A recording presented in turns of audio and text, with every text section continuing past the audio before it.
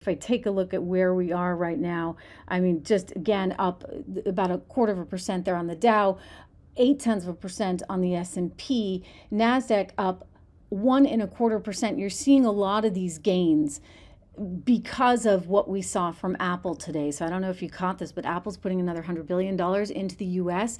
And so they've already announced $500 billion, and now they're announcing another $100 billion. So again, this is the president that's getting stuff done. He wants the reinvestment happening here in America, all while simultaneously announcing perhaps more. Well, he did. He said India is going to be facing tariff hikes of 50%. This is pretty important because it has to do with Russia. We've got more on that coming. But first, remember what's going to happen with all this extra money that's coming in. This is what Donald Trump is talking about recently. He even floated the idea of a tax rebate. Imagine. Ooh, eat your heart out, Adam Schiff, Hillary Clinton, all of you.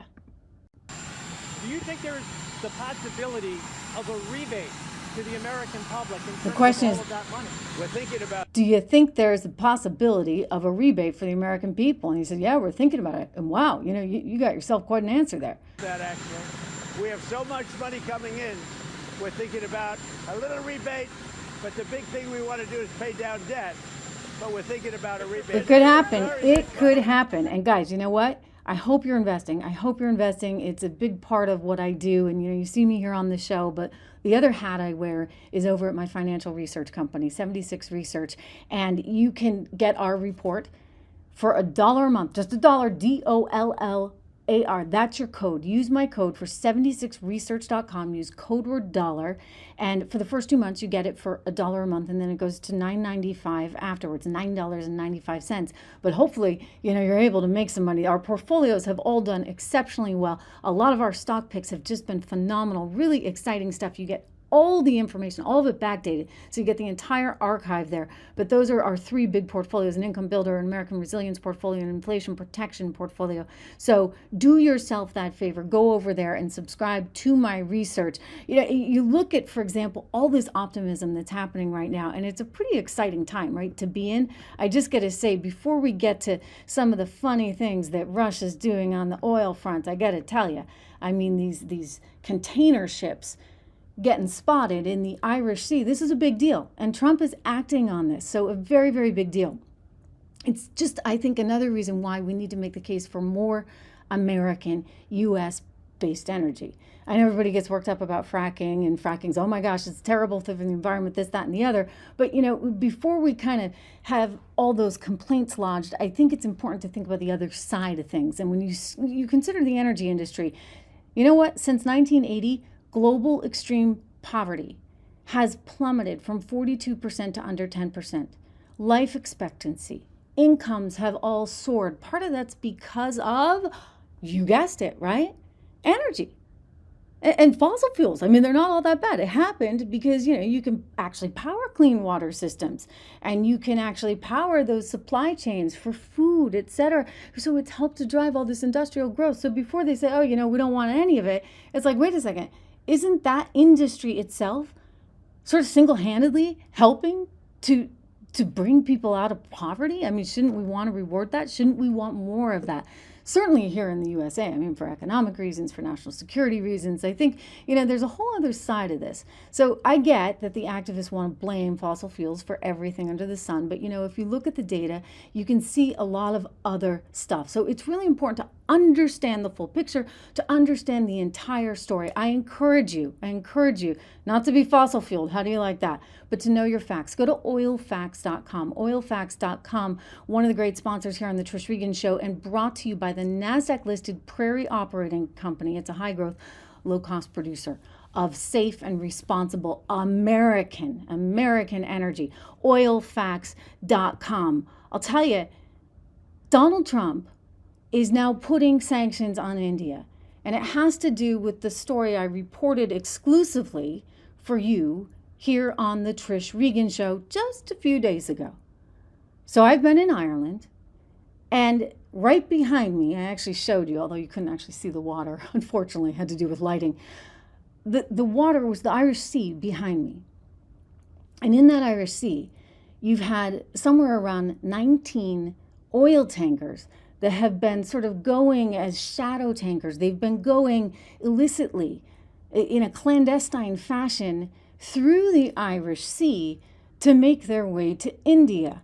These are Russian ships carrying natural gas. All right, so that's kind of a problem. Oil, natural gas, energy. And Ireland's concerned about it. Ireland's like, what are you doing? You see, they don't have the maritime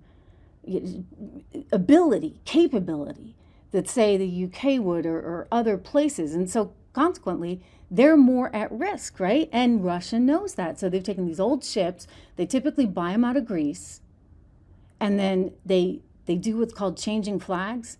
They try and register them through different LLCs, and they often, Panama's involved because, hey, Panama Canal. That's another reason, Pete Hegseth, everybody's like, why is he so obsessed with Panama?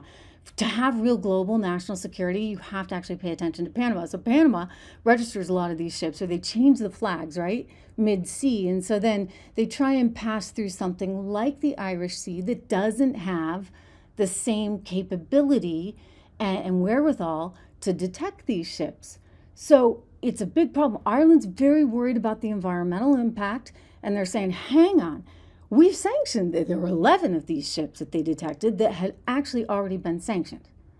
Right? So 11 of them. Turns out 19 of them had been sanctioned by us or the UK. So what were they doing in the Irish Sea, for goodness sakes? Well, they were trying to deliver energy to India, which is why today Donald Trump said, you know what? No more.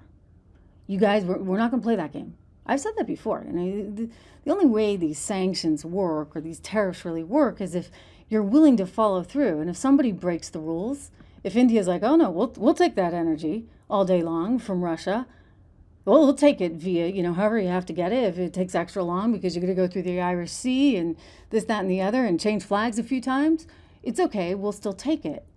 And so if you're still buying it from Russia, then what good are the sanctions, right? Like, how can sanctions work then?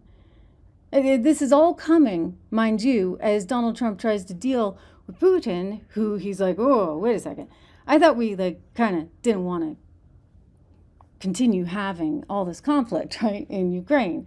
And apparently Putin's like, yeah, whatever. Well, maybe not whatever. He's meeting with Steve Witkoff there, and they're trying to have some negotiation to avoid future tariffs on Russia, because Donald Trump has made it clear. President Trump has said, you know what, Russia, if you don't have some kind of path to peace overseas in Ukraine, then guess what? We're not going to continue doing business with you. So Donald Trump is getting a little tired of Putin. He's getting a little sick of this. And so now he's threatening sanctions. He's threatening tariffs as well, I should say, on, of course, Russia. And he put them in place today with India. So a 50% hike. That's pretty significant. So I think lesson learned, right? Everybody else around the world is like, oh, wait a second.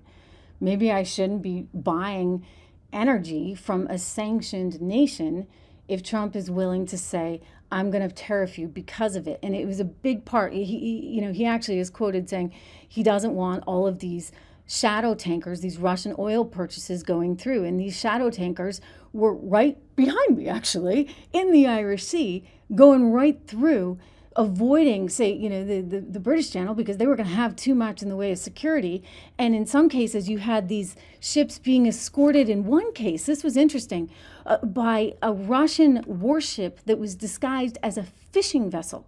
So again, all the flag changing, and they're pretending it's a fishing vessel, but it's really not. It's actually a warship.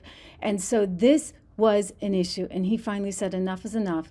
We know of 19 shadow fleet vessels that were in the Irish Sea, and we're going to do something about it. So India, hey, you want to buy cheap energy from Russia? Be our guest, but you're not going to buy other stuff from us, not without a significant tax going on to it. So it's a big story. It's one that I'm proud that we brought you here first. Guarantee you didn't hear about that one anywhere else, right?